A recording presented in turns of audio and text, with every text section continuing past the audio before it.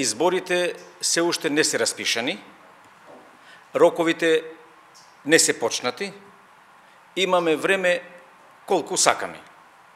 Избор квалитетен имаме за сите можни опции. Демократската унија за интеграција има званичен став дека може да настапи и со свој кандидат.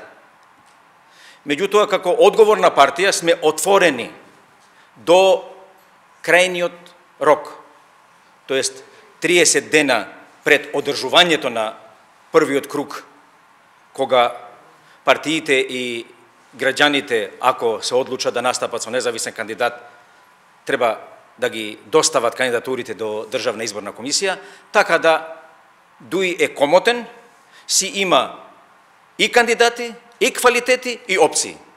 Благодарам. Уште едно прашање, како ги оценувате последните односи со помеѓу ДУИ и СДСМ, дали тоа би влијаело за одлуката за предвременото? Владата на Република Македонија е политичка влада. Влада помеѓу коалициони партнери. Значи не е влада на една партија. Во секоја коалицијска влада има дебати, има полемики, има барање на заеднички решенја за прашања за кои немат ист став.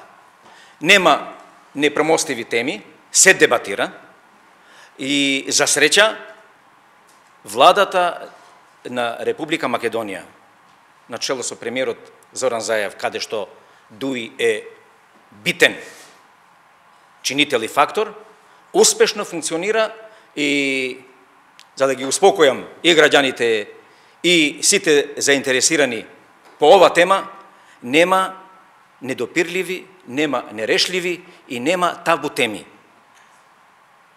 Ви благодарам. Ами изборите ви Стои се усредин. Рекохте дека ДУИ е комот, но рейтингот да ви паѓа.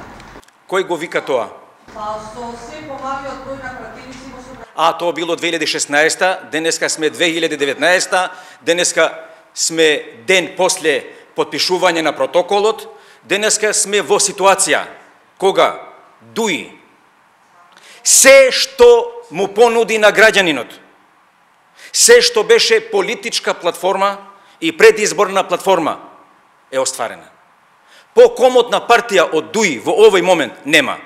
Ве молам, подсетете ми на една тема што Али Ахмети го изнесе пред граѓаните, што ДУИ настапи пред граѓаните и не е реализирана. Ви благодарам. Тоа е една од темите за кои разговараме. Има и безброј други теми.